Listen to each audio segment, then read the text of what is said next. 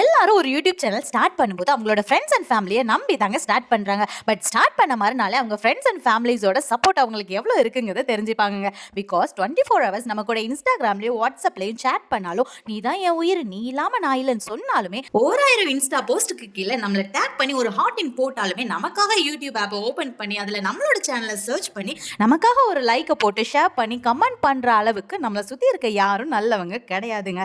But இருந்தாலுமே யார் என்னன்னே தெரியாம நமக்காக நம்மளோட வீடியோஸை பார்த்து அதுக்குன்னு ஒரு லைக்கையும் தட்டி விட்டுட்டு போறாங்க இல்லையா? ஸோ அவங்களுக்கு தேங்க்ஸ் சொல்றதுக்காக தாங்க நான் இந்த வீடியோ அப்லோட் பண்றேன். என்னோட வியூவர்ஸ் அண்ட் சப்ஸ்கிரைபர்ஸ்க்கு தேங்க்ஸ் சொல்றதுக்கு முன்னாடி நான் ஃபர்ஸ்ட் யூடியூப்க்கு தேங்க்ஸ் சொல்ல விரும்புறேங்க. பிகாஸ் நான் ஒரு சப்போர்ட் இல்லாம மோட்டிவேஷன் இல்லாம டல் ஆகிற நேரத்தில் எனக்காக எவ்ரி வீக் ஒரு ரீகேப்பை கிரியேட் பண்ணி, sorry not only for me, every யூடியூபர்ஸ்க்கும் கொடுக்குது. பட் நான் இந்த யூடியூப் சேனலை ஸ்டார்ட் பண்ணி 1 மந்த் தாங்க ஆகுது. ஸோ நான் டல் ஆகிற நேரத்தில் என்ன மோட்டிவேட் பண்ற ஒரு விஷயம் என்னன்னு கேட்டிங்கன்னா, இந்த யூடியூப் அப்லோட் பண்ற ரீகேப் தாங்க. இந்த ரீகேப்காகவே நான் எவ்ரி வீக் காத்திருப்பேங்க.